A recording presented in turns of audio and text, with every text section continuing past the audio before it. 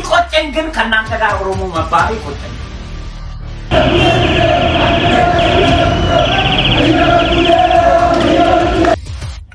ሰላም ጤና ይስጥልኝ። ተመስገን ገብረ እግዚአብሔር ነኝ። ያው ተሙ ፖለቲካ አያምርብህም እንዳትሉኝ፣ ይሄ ፖለቲካ አይደለም። የአንድ ሰው ብቻ ሀገር ሆነ እንዳያችሁት አላቅም። አብይ አህመድ የሚባለው ሰውዬ ኦሮሞም እነሱን እንኳን አይወክልም። ተሙና ዲስታ ጌና ነው ድምጽ ሆነ። ተሙና ዲስታ ጌና ብቻ። ቴዲ አፍሮ አርቲስት ነው፣ የተከበረ አርቲስት ነው፣ ወንድማችሁ ነው። ይድረስ ለቴዲ አፍሮ ላለ ይሄ መልእክቴ።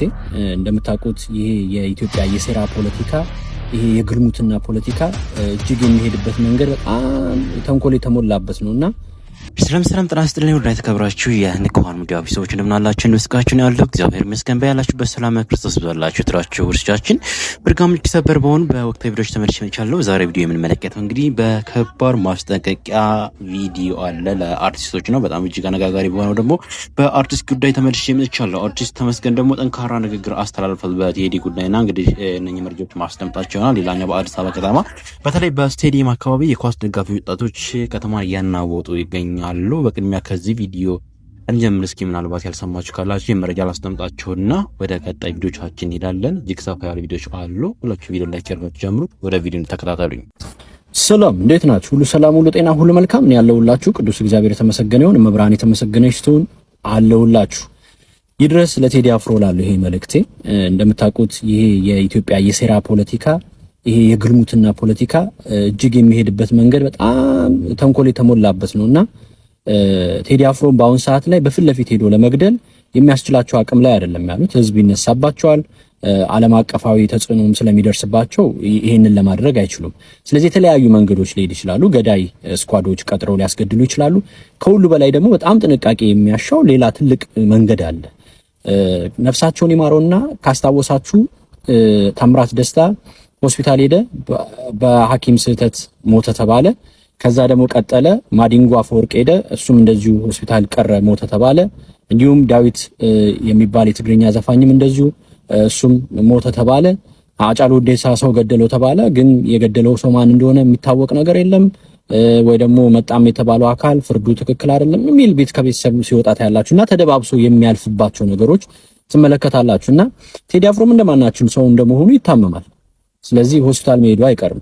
ስለዚህ ጥንቃቄ ያሻል እንላለን። ከተቻለው ውጭ ሀገር ሄዶ የሚታከምባቸው ነገሮች፣ ካልተቻለው ደግሞ በሀገር ውስጥ የሚያምንበትና የሚተማመንበት ቦታ ላይ ሄዶ ሕክምና ቢያገኝ ብለን እናምናለን። ከእንደገና የሚበላቸው ምግቦችና የሚጠጣቸው መጠጦች ላይ በጣም ጥንቃቄ ያስፈልጋል። ምክንያቱም ሆዳደሮችና ለስራቸው ሙያ የገቡትን ቃል ኪዳን ማክበር የማይችሉ በርካታ ቆሻሻ ሰዎች አሉ። ስርዓቱ ደጋፊ የሆኑ እንደገና ደግሞ ጥቅማቸው ለሆዳቸው ህሊናቸው ሆዳቸው ላይ የሆነ ለሆዳቸው ምንም አድርጉ ቢባሉ ሊያደርጉ የሚችሉ ደካማ በጣም እርኩሳን ፍጥረቶች አሉ፣ የሰው ህሊና የሌላቸውና በእነሱ ምክንያት ሊያስገድል ይችላል። እንዲሁም በስኳድ ገዳዮችም ሊያስገድል ይችላል። ስለዚህ በጣም ጥንቃቄ የሚያሻው መንገድ ከዚህ በኋላ ያስፈልገዋል ማለት ነው። ቀላል አይደለም የሚሄድበት መንገድ ማለት ነውና በእንደዚህ አይነት መንገድ ከሞተ ሞተ ነው። ሕክምና ሄዶ ሞተ ብትባል ምንም የምታመጣው ነገር የለምና ከባድ ጥንቃቄ እንዲያደርግ እንዲደርስ ነው የምፈልገው ይሄ መልእክት። ያው እንደማንኛውም ሰው እንጨነቃለን። ምክንያቱም ጀግናን ካጣም በኋላ ማልቀስ መቆጨት ብዙም አዋጪ አይደለም። ኢትዮጵያ ውስጥ ያለመታደል ሆኖ የጋራ ጀግና ማፍራት አቅቶናል። የጋራ ጀግና ማልማት አቅቶናልና እዚህ ጋራ እንት ሲባል ለዚህ ብሔር የሆነ ሰው ነው ይባላል፣ በዚህ በኩል ሲሆን ለዚህኛው ብሔር የቆመ ነው ይባላል። ስለዚህ በዚህኛው ብሔር ያለ ለማጥቃት ይሞክራል፣ በዚህ ብሔር ያለው ለማጥቃት ይሞክራል። መንግስት በሰራው ሴራ ኦኬ ከኔ ብሔር አንድ ይሞታል፣ ስለዚህ ከሌላ ብሔር ልግደል የሚባል ነገር አለ። የኛ የሚባል ነገር የለም። የሚሞተው ሁሉ የኛ ነው፣ አካላችን ናቸው። ሁሉም ከኦሮሞም ይውጣ፣ ከትግራይም ይውጣ፣ አማራውም ይውጣ፣ ከብሔር ብሔረሰቦችም ይውጣ፣ የኛ የጋራ ጀግናችን ናቸው እነዚህ አካላቶች። ስለዚህ አንድ ሰው ሲሞት፣ አጫሉ ሁንዴሳ ሲሞት ለኦሮሞ ብቻ የሰጠው ማንም የለም፣ የሁላችን ጀግና ነው። እነ ታምራት ደስታ እነ ማዲንጎ አፈወርቅ ሲሞቱ ለአማራ ብቻ የሰጣቸው ማንም አይደለም፣ የሁላችን የኢትዮጵያ ጀግና ነበሩ። ዳዊትን ለትግራይ ብቻ የሰጠው ማንም የለም፣ የሁላችን ጀግና ነበርና ጀግናችንን እንዲህ ሲሞቱ አያችሁ፣ በብሔር ስለተከፋፈልን ጉዳይ ከሬዳሽ በቃ ይሄ የኦሮሞ ይጨነቅበት፣ ይሄ አማራው ይጨነቅበት እየተባለ በሴራ እንደዚህ ተገለው ተጠልፈው ይቀራሉ ማለት ነው፣ ይረሳሉ ማለት ነው። ቴዲ አፍሮም ጉዳይ ከዚህ ሊዘላ አይችልም እና እጅግ ጥንቃቄ እንዲያደርግ እናሳስባለን። ጠባቂ እግዚአብሔር ነው። ነገር ግን የሰው ልጅ ደግሞ የራሱን ነገር ማድረግ አለበት። ምክንያቱም እግዚአብሔር ያድነኛል ተብሎ አስፋልት ላይ አይተኛም። ሄዶ ቢተኛም ደግሞ መኪናው ከመጨፍለቅ እግዚአብሔርን ከማስጨፍለቅ ወደ ኋላ አይልም፣ የኛን ጥረት ስለሚፈልግ ማለት ነው። ስለዚህ ቴዲ አፍሮ በተቻለ መጠን ጥንቃቄ እንድታደርግ እናሳስባለን። ሰላማችሁ ብዝት ይበልልኝ። ኦኬ ጋይስ እንደሰማችሁት ነው። ከምንም በላይ ለአርቲስቱ የደህንነት መልእክቶች ይሆናሉ ብዬ አስባለሁ እና በእነዚህ ያለ መልኩ አርቲስት ቴዲም ራሱ መጠበቅ አለበት ብዬ አስባለሁ። በጣም እጅግ የሚያሳዝን ነገር ነው እና እየተደረጉ ያሉ እንዲሁም እየተረሱ የሚቆዩት ማለት ነው እና እንግዲህ በእነዚህ ያለ መልኩ ወንድማችን ይህንን ትልቅ መልእክት እያስተላለፈ ይገኛል። ሁላችንም ልናደምጠው እና ሁላችንም ልንማሩበት የሚገባ መልእክት ነው ብዬ አስባለሁ። እስኪ ወደ አርቲስት ተመስገን ሄድ። አርቲስት ተመስገን እንግዲህ በጣም ብዙዎችን ያነጋገረ መልእክት አስተላልፏል። ይህን ቪዲዮ ላስደምጣችሁና እንመለስ። ሰላም ጤና ይስጥልኝ። ተመስገን ገብረ እግዚአብሔር ነኝ። ዛሬ በአዲስ ቪዲዮ ነው የመጣሁት። በጣም የሀገራችን ነገር እንግዲህ እንደምታዩት በጣም ያሳዝናል። አብይ አህመድ የሚባል ሰውዬ በጣም ዲክታተር፣ በእውነት ነው የምነግራችሁ። ያው ተሙ ፖለቲካ አያምርብህም እንዳትሉኝ፣ ይሄ ፖለቲካ አይደለም። ፖለቲካ ሳይሆን በቃ ይሄ ምንድነው የሚባለው የሰው ልጅ የመጨረሻ ደረጃ ላይ ሲደርስ ማለት ነው። እኔ አም ቪክቲም በጣም ቪክቲም ነኝ፣ ተጎድቻለሁ ምናምን በዚህ መንግስት። ግን አሁን ደግሞ እየሆነ ያለው ነገር በጣም ፈር የለቀቀ ሆነ ማለት ነው። የአንድ ሰው ብቻ ሀገር ሆነ። ድንገት ቪዲዮ ከተቋረጠ ቀጥልላችኋለሁ።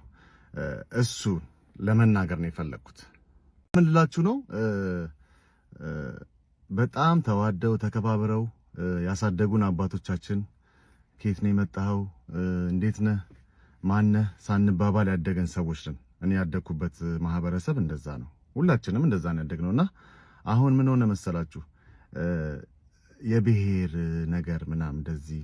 እኔ በእውነት ነው የምነግራችሁ፣ እንዴት እንዳያችሁት አላቅም። አብይ አህመድ የሚባለው ሰውዬ ኦሮሞም፣ እኔ ኦሮሞ በጣም ጥሩ ጓደኞች አሉኝ፣ እነሱን እንኳን አይወክልም። እና እባክህ ከኢትዮጵያ አናት ላይ ውረድ የሚለውን መልእክት መናገር ፈልጌ ነው። ይህንን ማስተላለፍ ስለፈለኩኝ ነው። ኦኬ እንደሰማችሁት ነው አርቲስት ተመስገን ገብረ እግዚአብሔር እንግዲህ ሁላችሁም ታውቁታላችሁ። በኢትዮጵያ የሙዚቃ ኢንዱስትሪ ላይ በጣም ከፍተኛ አስተዋጽኦ ያደረገና በጣም እጅግ ታዋቂ የሆኑ ዘፈኖች ያሉት ወጣት ነው፣ ድንቅ ወጣት ነው ማለት መልእክት እያስተላለፈ ይገኛል። ይሄኛው ወንድም ደግሞ ላስደምጣችሁ። እኔም ከእናንተ ጋር ተቆጥሬ ኦሮሞ ባሌ በጣም ነው የሚያሳፍረኝ እያለን ይገኛል።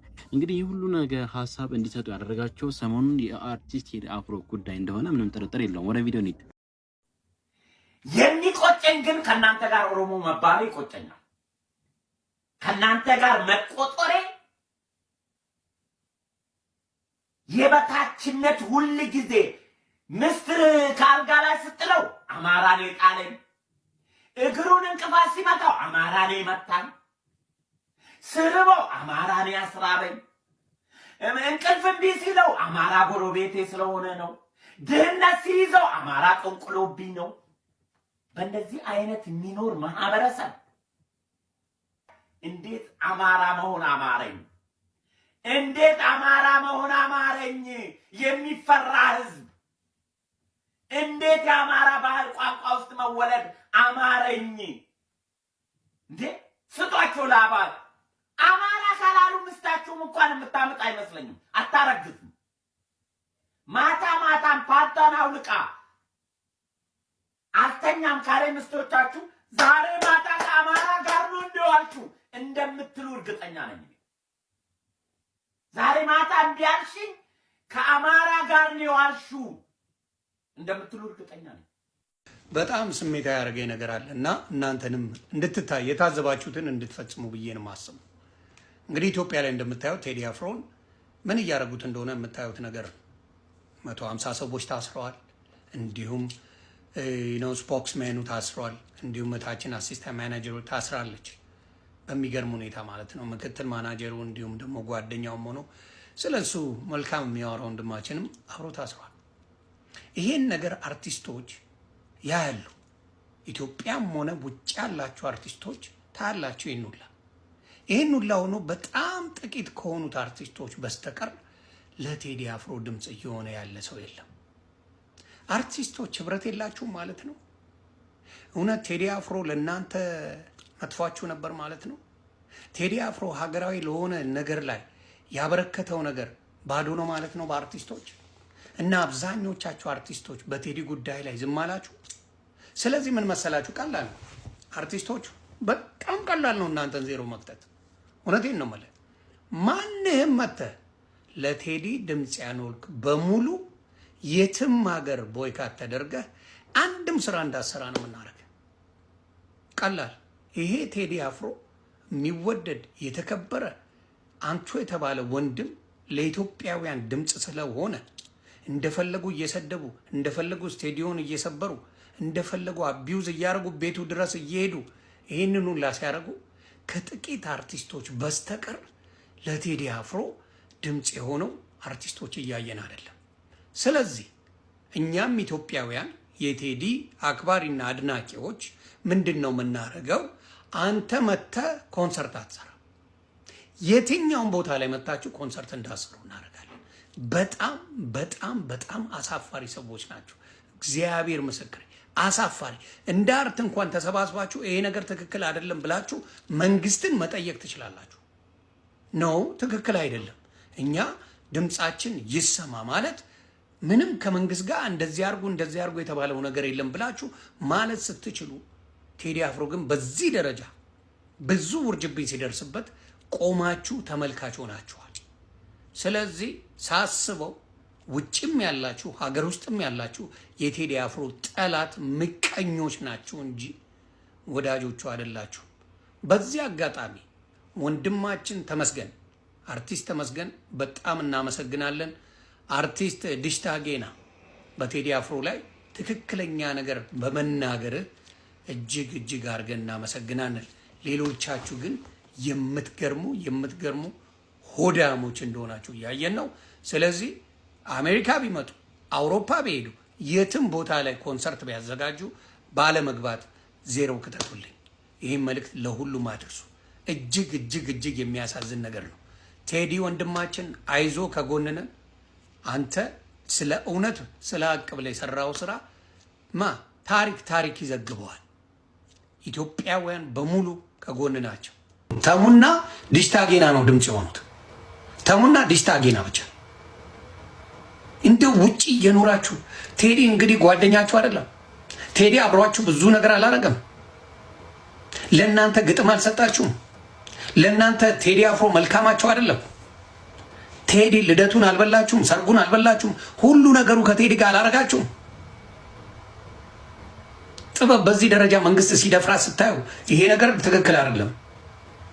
ትክክል አይደለም ብላችሁ ድምፅ መሆን ያቅታችኋል። ቢያንስ መንግስት ምንድን ነው በቴዲ ላይ የምታደርገው ነገር? ይሄማ ልክ አይደለም ብሎ በአንድ ላይ አርቲስቶች ማህበር ደብዳቤ መጻፍ አይችልም ወይ? አዳመጥ መንግስት ማዳመጥ ነበር የነበረበት ነው ያለው ዲሽታ ጌና። መንግስት አዳምጦ መመለስ ሲገባው እንዴት እንደ ቁራ ትጮኻለህ ይላል። ቬሮኒካንም አመስግኑልኝ። ቬሮኒካ አርቲስት ቬሮኒካ ከሴቶች ከወንዶች 3 ወንድም ተሜ አርቲስት ተሜ አርቲስት ጌትሽ ማሞ እንዲሁም ቴዲዮን አትርሱልኝ። ቴዲዮ ጌትሽ ማሞ ተገፍቶ የወጡ ናቸው። ዳኛው አለልኝ እንዴት እንዳልሰራ ገርሞኛል። ዳኛው አለልኝ የሆነ ነገር ይላል ብዬ አስባለሁ። ያሬድ ነጉ የሆነ ነገር ይላል ብዬ አስባለሁ ይላል። ያሬድ ነጉ የተገፋ ሰው ነው፣ አይፈራ። አርቲስት ያሬድ ነጉ የሆነ ነገር ይላል። እውነቴን ነው። በአሁኑ ሰዓት ባለው ነገር ላይ እነ ሳሚዳ በደንብ የጠነከረ ነገር መስራት አለባችሁ። ልጅ ማይክ የጠነከረ ነገር መስራት አለብህ።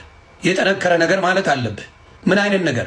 ቴዲ አፍሮ አርቲስት ነው፣ የተከበረ አርቲስት ነው፣ ወንድማችሁ ነው። ከጎኑ መቆም አለባችሁ። ከጎኑ መቆም አለባችሁ። ታደለ ሮባ ወንድም ነው፣ ቤስቱ ነው። ታደለ ሮባ የቴዲ አፍሮ ቤስቱ ነው። ብርሃኑ ተዘራ የቴዲ አፍሮ ቤስቱ ነው። ስለዚህ አሁን በዚህ ሰዓት በሚደረገው ነገር ላይ ቴዲ አፍሮ ላይ በሚደረገው ነገር ላይ ዝምታን አትምረጡ። ነገ በየቤታችሁ ይገባል። ነገ በእያንዳንዳችሁ አርቲስቶች ቤት ይገባል። ስለዚህ ኢትዮጵያዊነት አርቲስቶች የምትወዱ ከሆነ ቴዲ የነሳው ሐሳብ ማንኛውም ኢትዮጵያዊ ይመሰክራል። ስለዚህ አርቲስቶች ይሄንን ነገር እንድትሰሩ ሙዚቀኞች፣ አርቲስቶች፣ የፊልም ባለሙያዎች ደህና ናችሁ አይደል? የትኛው ጉድጓድ ውስጥ ተደብቃችሁ ነው? ማለቴ እንግዲህ ከቴዲ አፍሮ ጋር ቁሙ አይደለም አሁን እኔ ጥያቄ። መንግስት ጥበብን ነው የደፈራት በባዶ ማለት ነው። ምንድነው እየጠበቃችሁ ያላችሁት? ምንድነው ነው? ነግበኔ እኮ ከዚህ ልጅ አጠገብ የማትቆሙ ከሆነ ላይክ ለሙያው ክብር የላችሁም ማለት ነው። ለገንዘብ ነው የምትሰሩት ማለት ነው። ገባችሁ? ከዛ ደግሞ ዝቅ ትሉና ነው እኛ ተርፋችን እኮ ህዝብ ነው ምናምን ነገር ብለ ደግሞ ነገ ደግሞ ወይ በርዳታ መልክ ትመጣለ ምናምን ነገር ከዛ ልትረዳ ተው እንጂ። ከዛ አንተ ነገ ሲንግል ሙዚቃ ለቀ እኛ ልናዳምጥ ያንተን ሙዚቃ ማለት ነው።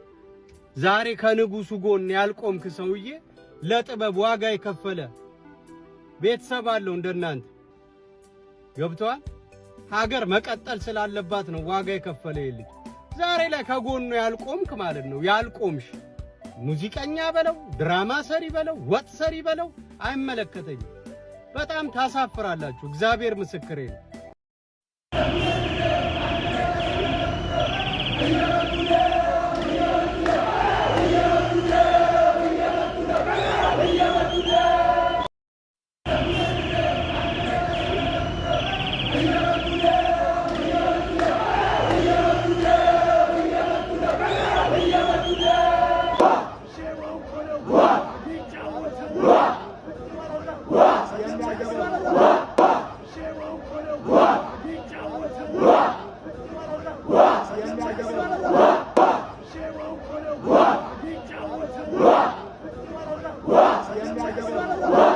እንዳያችሁት ነው። በተለይ በአዲስ አበባ ስቴዲየም አካባቢ ላይ የኳስ ተጫዋቾች፣ የኳስ ደጋፊዎች፣ ሁሉም የኳስ ደጋፊዎች ማለት ይቻላል እንግዲህ በእነዚህ ያለ መልኩ የቴዲ ጉዳያችን ነው በማለት ድምጻቸው ያሰሙ ይገኛሉ። የአባቶቻችን የጀግንነት ድምጽ በመፈክር ላይ እየሰማነው እንገኛለንና ከኋላ እየመጡ ነው የሚል ድምጽ እየሰማን እንገኛለን እና ማን እየመጡ እንደሆነ አይታወቅም። በእነዚህ ያለ መልኩ ለማንኛውም በአርቲስት ቴዲ ጉዳይ ላይ ድምጻቸው ያሰሙ ይገኛሉ። በዛም በዚህም በራሳቸው ሀሳብ አገላለጽ ማለት ነው።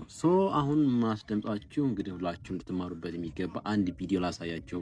እንግዲህ እቺ ቪዲዮ ከሰማችሁ እድለኛ ናቸው። እውነት ለመናገርላችሁ እስኪ ሰምተን ማርያምን ተዋት። አዎ ማርያምን ተዋት።